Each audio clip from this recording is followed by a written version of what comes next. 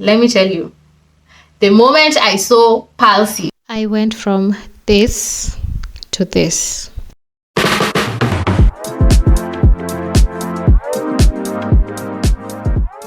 Hey guys, welcome back to my channel. My name is Kathy. If you're new here, welcome to the family.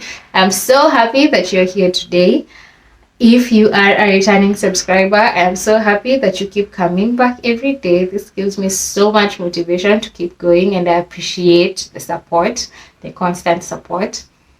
In today's video, I'll be sharing my Bells Palsy story. If you don't know what Bells Palsy is, I'll put a small description down here, just because I don't want to misinform anyone. But I did get diagnosed with Bells Palsy when I was pregnant with my first, which is my son.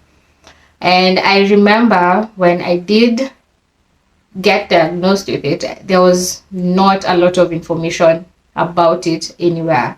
I'm assuming people get diagnosed with it, but once they get better, they just don't talk about it. So to be different, I just said I'm going to share my story. Maybe it will help someone navigate this new thing that they've just been told they have. And most importantly, if they're actually pregnant, because I got it when I was pregnant, it was a lot, honestly. It was a lot. So as I do that, I'm going to be doing my makeup. I don't have some of my brushes because I left them in the car and my hubby is not around, but we're going to make do with what we have. If you like this video, do make sure that you give it a thumbs up, share it with your friends and family, and without any further ado, let's start. It's quite noisy, so I apologize in advance. There is honestly nothing I can do about it. So I'm just using my edges brush because I can't find my spoolie. Anyway, pregnancy story. I found out I was pregnant on the 11th of April 2020. I had forgotten this. Yeah, on the 11th of April 2020. We were happy. Like, we were really excited. I remember when I gave my hubby the kit, he couldn't read it. He was like, I wanted it to be a surprise. And I really wish we took a video of that moment, and probably one day I'll do a video on motherhood regrets, but that's one of my regrets. I wish we took a video, because in my head there was a spot around close to the window, and I wanted to tell my hubby, like, put the camera there so that when we read the pregnancy kit, we can record our reactions. But I just assumed it's going to look silly, so I didn't tell him. I wish I did, but he was like, I can see there's one strong line and the other one is really light. I can't really see it. And I was like, we are pregnant. I was like, no. And I kept telling him, no, we are pregnant. And he was like, no. Ukweli, are you lying? And I was like, yeah, we are pregnant. So yeah, we found out we were pregnant. As I've already given you guys my labor and delivery story, but my pregnancy wasn't the easiest. I had tons of morning sickness, honestly. Tons of it. I had morning sickness from month. When we found out, that was around 4 weeks. So from month 2 to month 5. Yeah. So it was a whole 20 weeks of throwing up and throw up even water. But towards my 3rd trimester, actually close to when most pregnant women do their maternity shoot. Yeah, maternity shoot. One day, I was brushing my teeth in the morning. My hubby had left. It was a Sunday morning. I've never forgotten. So, as I brush, when I went to spit, things were not working like they usually do. So, I'm like, what's happening? but I didn't think much of it. So as I drank water so that I can rinse out the toothpaste, I'm like, wait, what's happening? Because as I spit, when you spit, water comes out from like the front of your mouth. Water was dripping like from my side. I couldn't, like, things that we take for granted, a small thing like that, I couldn't spit like from the front, I'd spit from like my side. And I got concerned. So I called my hubby and I was like, I think something is wrong. Hey, he started panicking. He asked me what's wrong. So I started crying. And I told him I was brushing my teeth and things don't feel right. Hey, he started getting concerned. So he rushed home, he came, and now I showed him. I can't remember what he saw. I'll ask him and I'll probably insert a clip of what he says. But I remember the next thing we did was we just quickly left and went to hospital. I was going to give birth at, should I be mentioning names here? But it was a good hospital. I was going to give birth at Jacaranda Maternity. You guys keep sliding. I was going to give birth at Jacaranda Maternity. So that's where I went. When I went there, I got this doctor. Like, she was like a nurse. She was like a nurse. Was she? I don't know. It was on Sunday. So most doctors who are on call were not available. She was the one who was available. So when I went in, I explained what was happening. She looked at me and she was surprised, but she couldn't tell me that she was surprised. I mean, both the patient and the doctor can't be shocked. So she told me, it looks like you have a vitamin B12 deficiency. I'd never had any of that. Oh, no, actually, no. She told me it looks like the baby has sat on one of the nerves. Yeah, the baby is sitting on one of my nerves. And that really made sense to me at that particular time. Because, I mean, these things, we hear them a lot. Like, mtoto amenikalia, like the baby has sat on a certain side and it's making me uncomfortable. So I had heard of things like that. So it did make sense to me. So when she told me that, I was like, oh, okay. So how do we fix it? How do we move him from that side? And she was like, what I'm going to do is I'm going to prescribe vitamin B12 pills. And that's what you're going to be taking. I don't know what she said they were going to do, but that's what she said. So I took them. So we went home and I did take them. But those things stinked. Like my pee would smell of those things, those meds, those small tablets. I think they were blue or red.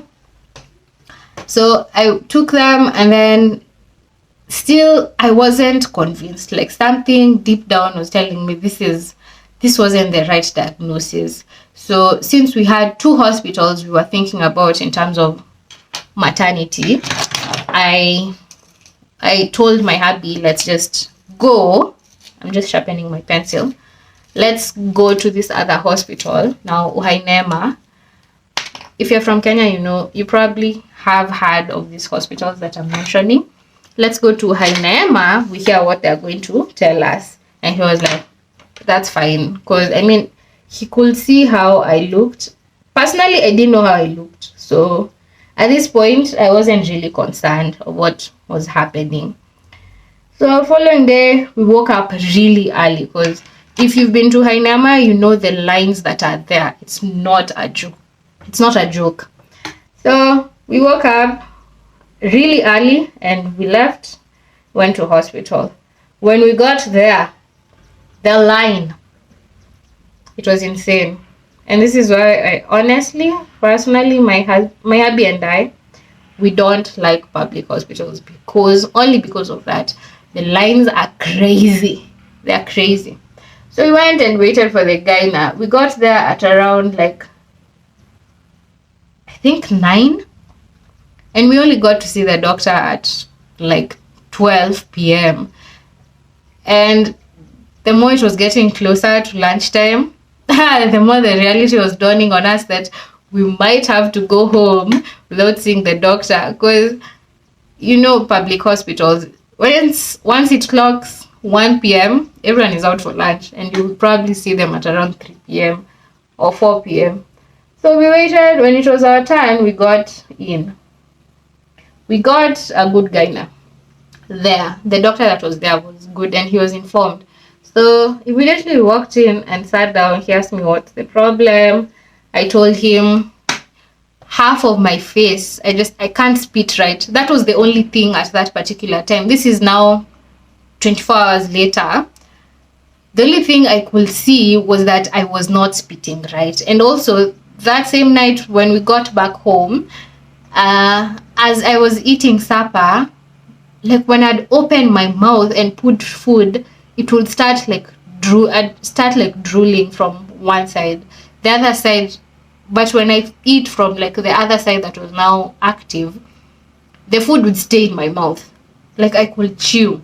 But this other side, I'd really struggle. So I told him that, and he was like, okay. Have you by any he asked when it started. We told him like the previous day, and he said, oh, okay. And then he asked us out of nowhere, have you by any chance Googled what you might be having? And we had Googled while we were at the waiting room, and we saw Bells Palsy. Let me tell you, the moment I saw palsy, because I know about cerebral palsy. I know about it. I have heard about it. So that's the first place my mind went. And I got scared. I mean, I'm pregnant, for Pete's sake. And I'm in my 3rd trimester. When does all this madness stop? So I just broke my pencil. Oh no. Anyway, so I was there. I was scared. Once we saw palsy, we got scared. My hubby couldn't show me, but I know he freaked out when he saw that. So we told him we had Googled, and we saw that it's Bell's Palsy. Sorry, yeah, it's Bell's Palsy. Your pencil needs to be very sharp when you're doing your eyebrows. By the way, we told him we had seen that it's Bell's Palsy, and he said, and he confirmed that it actually was Bell's Palsy. My heart sank. So he started telling me to do things like lift your eyebrows up. And you see how you can do this so easily? When I do this, I'll insert a picture. When I do this, like you see the crease lines, they'd stop here. Like this part, you'd see the crease lines on this part. This other side would be like this, like flat. No reaction, nothing. Close your eyes. When I'd close my eyes, like one of them would open slightly. And then he told me to smile. It looks so easy. It was so hard. I couldn't do it. I could not do it. I tried. So as he's telling me to do these things, I'm like, hiya, this thing is actually really serious. I thought it was a very small thing, but it's actually really serious. Mind you, at that particular time, my mom is like every other mom. She freaked out. So immediately I called her and told her I had gone to hospital and explained what was happening. She came to hospital. She came really fast, honestly. And that's one of the reasons I love my mom. She shows up. If you're in trouble, she'll show up. So she showed up. And when she saw, her first question was, the medicine that you were given yesterday, did you take it? And I was like, no, I didn't take it. I don't like medicine, so that's why she asked. I was like, no, I didn't take it. I knew we were coming back to hospital. If they recommend the same medicine, I'll keep taking it. But I didn't trust their diagnosis. So inside the doctor's room, I'm still being told, like, things to try. So the diagnosis was that I do have Bell's palsy. And so what do we do next? That's what I was wondering, and that's what we asked. So we were told it doesn't have a cure. Unfortunately, it doesn't have a cure. I don't know how guys like do their makeup and tell stories. This is a major skill. I'm struggling to keep up. Anyway, it doesn't have a cure. I'm using the illegal concealer shade Fawn. The best they can do is prescribe steroids. Remember, again, I am pregnant. I know steroids, I associate steroids to quickening the process of something. So since I was growing a baby inside me, I just assumed that this would make my baby really big, like make his lungs extra huge, make his heart extra big.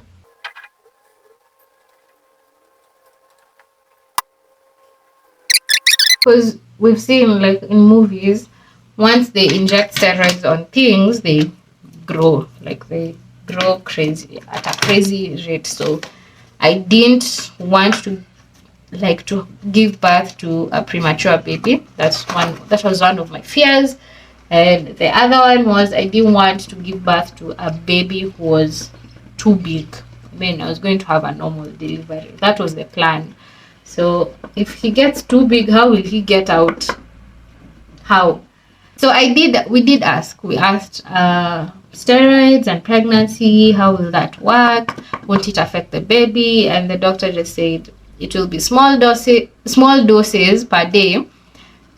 It's just to help like my face to wake up. It felt like my face had slept. The feeling when you go to the dentist and they're numbing you up, like with, the injection that how they inject you and then you get numb. That was the exact feeling that I got. Only that it was half of my face, not just my mouth. So there are certain things that I couldn't do. So the role of the steroids was to help with that, to help like my face wake up. So I was prescribed the steroids and I had to take them for 2 weeks. They said they could only prescribe them for 2 weeks and that was it. They couldn't give me any more. So if they run out and it hasn't gone away on its own yet, they don't be able to give me any more. It's now going to be a waiting game. That's what the doctor said. So we stayed in hospital like for the better part of the day. They were just running tests. I got a scan just to make sure that the baby was okay, but he was fine. He was not sitting on any nerve. Honestly, everything looked okay.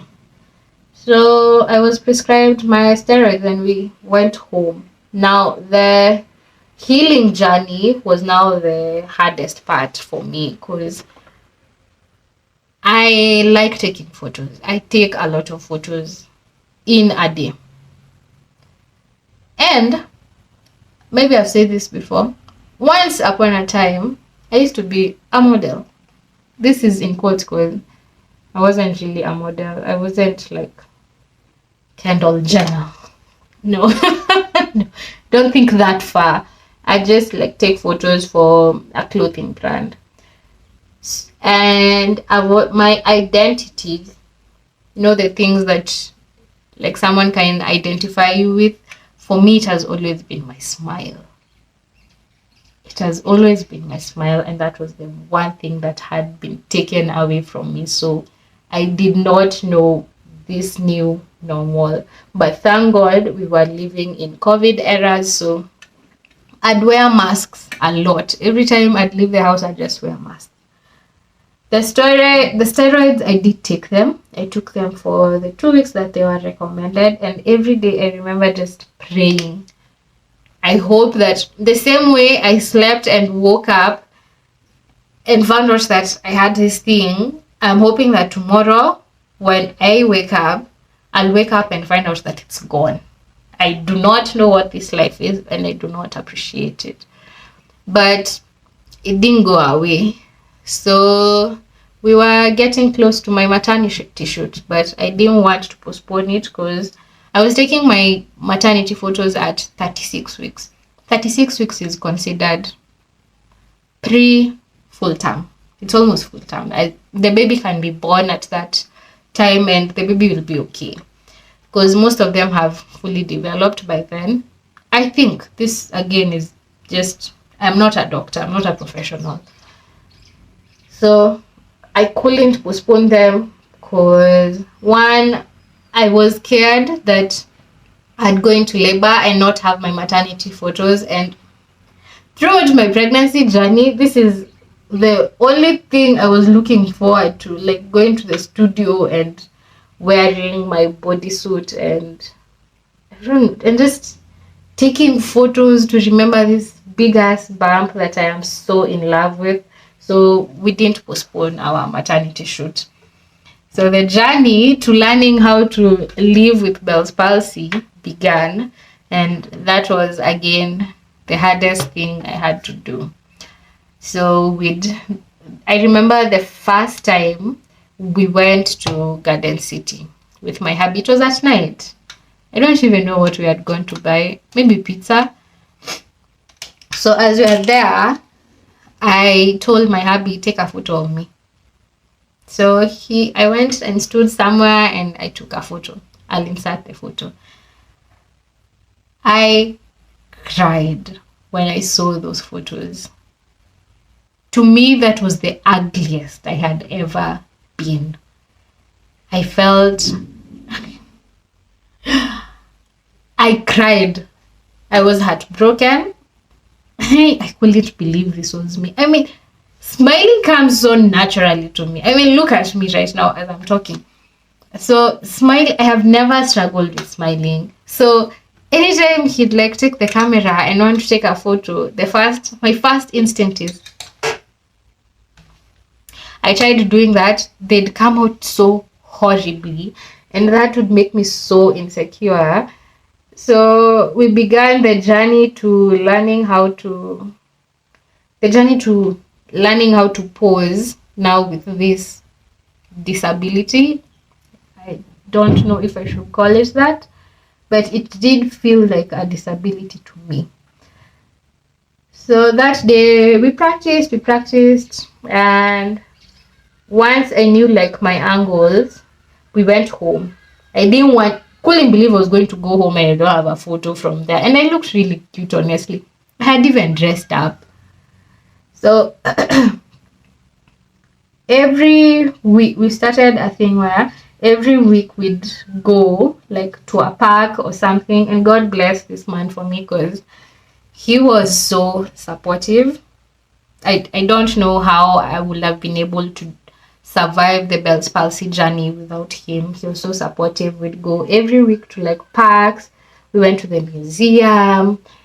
So the museum was like a week or 2 weeks to my maternity shoot, and that day was the hardest. I was so down.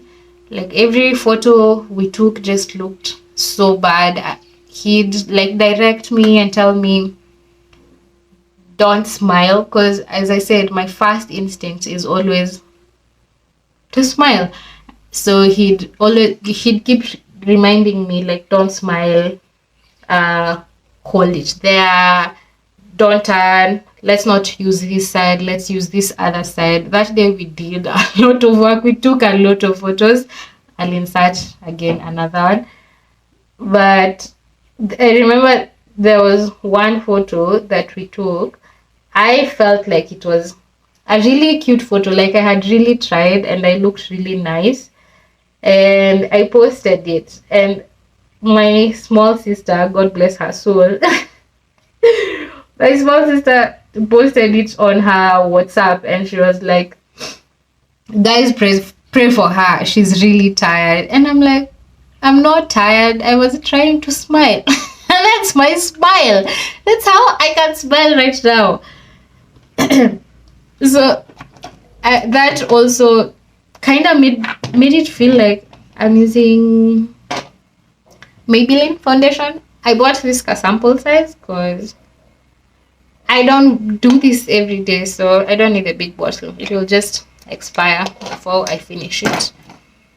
Yeah, I was like, I'm not exhausted. I was smiling. That's what I was doing. As we were approaching my maternity shoot, I was confident that I knew what we were going to do. And thank the heavens, everything was just aligning. But one of my hubby's friend is a photographer, so he was around. Shout out to Moses. He was around, so he got to do my maternity photos. My hubby, again, the sweet man that he is, he talked to him and let him know like what was going on. So when we got to the shoot, there was no talk of smile, checker, show me, do this. No one made me feel like a kiwet, a disabled person. I took the photos. I had a blast, honestly. But living with Bells Palsy honestly wasn't easy.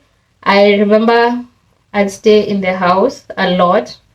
I wasn't leaving the house a lot already when I was pregnant, because I mean it was COVID season, but now leaving the house became even harder because I was very insecure that someone would like see me and start asking themselves what's wrong with her. So I had it for a month, and according to research, Bell's palsy, most people have it for years, months. We didn't know, there was no specific timeline of when like things would get better.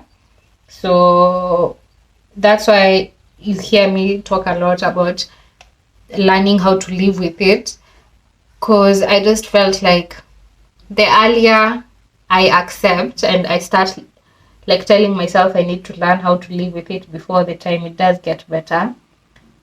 This is just to make sure that God forbid, and we were praying a lot that it goes away, but God forbid I get stuck with this for like 6 months, I'll be able to navigate life with it. Like just the learning to live with it was important for me. So, and I remember I used to tell my hubby, Danny, this boy has made me glow so much throughout my pregnancy, and now he decides to take the one thing that I actually like about myself, and I tell him every time, I hope he has a cute smile. I hope this is worth it, because I mean, if I lose my smile, he better come out like smiling and laughing. And it did happen. He's a really happy baby. After my shoot, like weeks down the line, at this time, I have already finished my steroids, so I'm not taking them anymore. There were no checkups. We tried looking into micro needling, and there were so many things that were recommended on the internet, and honestly speaking, we couldn't afford them. Some of them were crazily priced, like insanely priced. And if you're planning to get pregnant, insurance is your friend. Make sure you're covered by insurance, because I think, or I'm assuming, if we had insurance, maybe I would have been able to get certain treatments, but I didn't do any other treatments. The only thing I did was just take the steroids and eat the same way, like my normal balanced diet. They say you massage your face. I did do that. I'd do that like every day. I'd massage my face. I'd continue trying like doing things like the smiling, the exercises. I'd do them a lot. There were exercises online. You can Google. I did do them, but that was primarily most of the things that I did. But it did get better.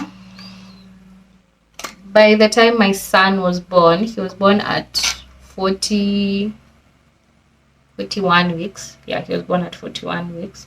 I was slightly better. I could smile. I could eat. I wasn't, like, food wasn't drooling off my face anymore. Bells palsy didn't affect my baby at all. Didn't even affect my pregnancy. So if you're wondering, does it get better? It does. Does it come back? It's a fear. I am living with every day, especially when I think of conceiving like the second time. I wouldn't want to imagine it happening again. I've been worried that, like, if I conceive the second time, this time it gave me time, like, till my third trimester to hit. What if it hits like in my first trimester and I'm stuck like that throughout my pregnancy or throughout my life? It's scary, it's a fear. So if you've gone through it and you think you're alone when it comes to being afraid that it might come back, I can attest that I live in fear, worried that it might come back. Did my face heal 100%? No, I don't feel like it did. I still feel like this eye, it was on my left, so I still feel like, as you can see, this eye looks slightly more alert compared to this one. And if I squint, you'll always see a difference. Like on this side I have really squinted, and on this side it's still like it's open, it's not fully down. So no, my face didn't go back 100%, but it's better. Will my baby get it? No, he didn't get it. Did the steroids affect him? They did not. What else? But it's important to listen to your doctor. I did listen to my doctors. There was not a lot of reassurance. I don't think it has been seen a lot in Kenya. Maybe it has. They don't tell you. But according to research, the rate of it ever coming back is quite low. But I still live in fear that it will come back, honestly. Else, did it make labor hard? No. By the time I was going into labor, I was okay. I'll insert a photo. I was okay. I'm going to be using a color from here. I remember this is how I used to laugh. Like anytime I needed to laugh, I'd laugh like this. It really fucked with my self-confidence. Bad word, but it really ruined my confidence, honestly. You've been diagnosed with Bell's Palsy. All I tell you is hold on. It also affects men. It's not just like a disease. It's not a disease that only affects like women. Some men also become unfortunate and they get diagnosed with it. It gets better. To me, it was a successful story. I did get better, and my recovery rate was quite fast compared to other people. So it does get better. If you're wondering if you've been diagnosed with it, I just tell you to just listen to your doctor, drink your medicine. It's going to be a tough journey for you, unfortunately, because I mean you're learning how to live with a whole different norm, but it gets better and you'll get better. You'll get better, honestly. Let's keep reminding yourself that every day that you will get better.